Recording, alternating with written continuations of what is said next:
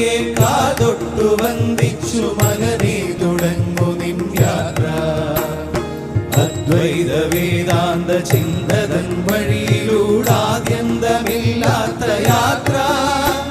ഒരറിവില്ല പൈതലിൻ യാത്ര. മച്ചകത്തമ്മയെ കാതൊട്ടു വന്ദിച്ചു മകനെ തുടങ്ങു നിൻ യാത്ര.